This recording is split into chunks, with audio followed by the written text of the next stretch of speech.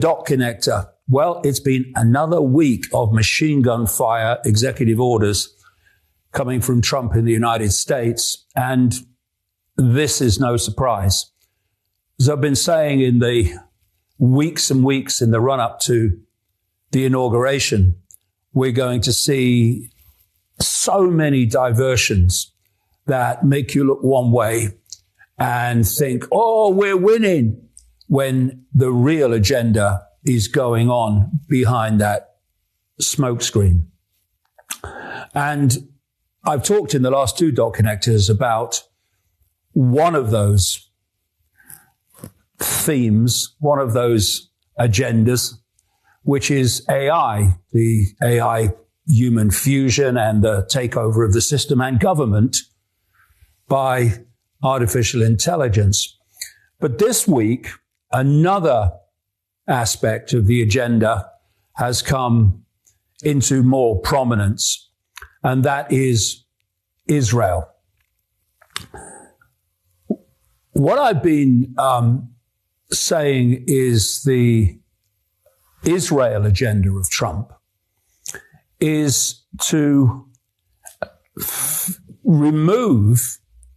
ethnically cleanse the Palestinians from Gaza and eventually Israel in general.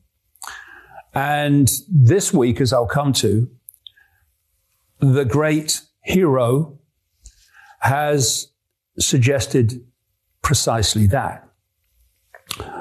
Also, the plan is for the demolition of the Al-Aqsa Mosque on what Christians and Jews call Temple Mount in Jerusalem, and its replacement with the third, quote, Solomon's temple.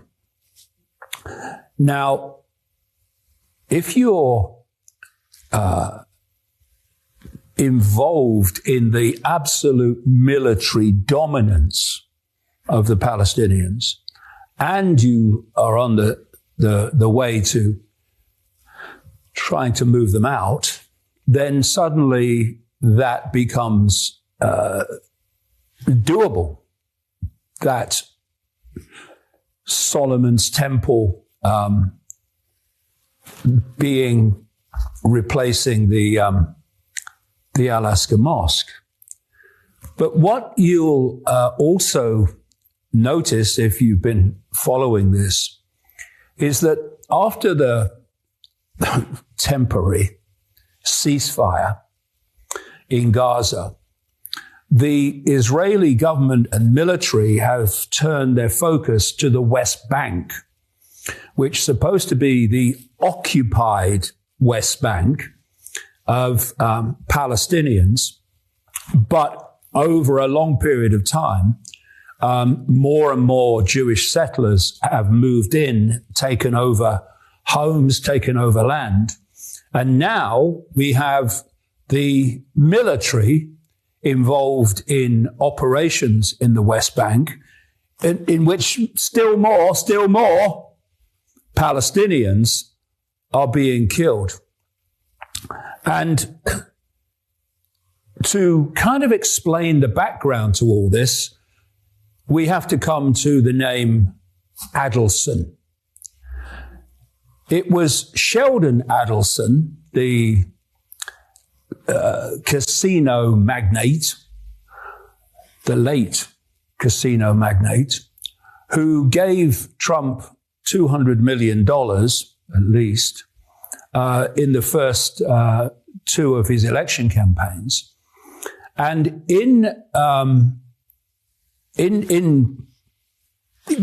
giving that, he was buying Trump's allegiance to move the U.S. embassy from Tel Aviv to Jerusalem, which he did in his first term, and also to recognize the Syrian land known as the Golan Heights as Israeli land.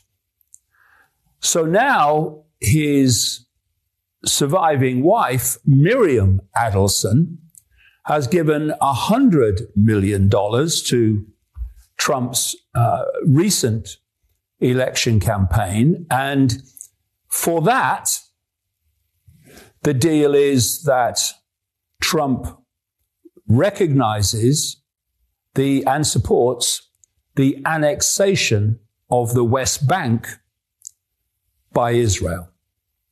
And that is, of course, on the road to the greater Israel, which includes many countries around what we currently call Israel. So what's happening now in the West Bank in relation to that deal is par for the course, really.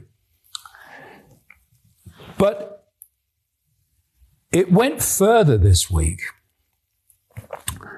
because, I know what it's like to be targeted for, quote, anti-Semitism. They make it up and they just fire it at you as often as they can to the point where people believe it. And I've been targeted by the Zionist mafia since the mid-1990s. That's when it started. And I'm currently banned from nearly 30 European countries and Australia for the same fake reason. And what they do is they use anti-Semitism, which is a misnomer because the Semites are the Arabic people. They use anti-Semitism as a weapon to discredit and silence those who are pointing out things that the Israeli government and military and intelligence operations like Mossad don't want people to hear, don't want people to know.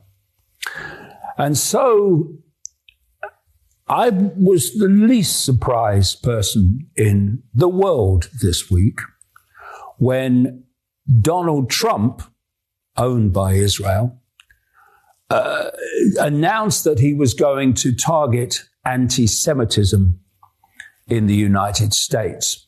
But before I get to that story, this is Trump, the free speech hero, talking at his inauguration. After years and years of illegal and unconstitutional federal efforts to restrict free expression, I will also sign an executive order to immediately stop all government censorship and bring back free speech to America.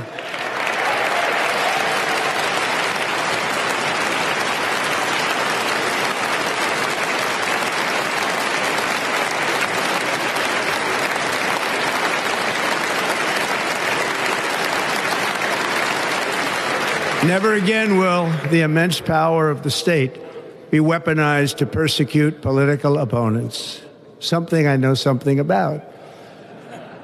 We will not allow that to happen. It will not happen again. Under my leadership, we will restore fair, equal, and impartial justice under the constitutional rule of law. Oh, so Trump is the free speech absolutist.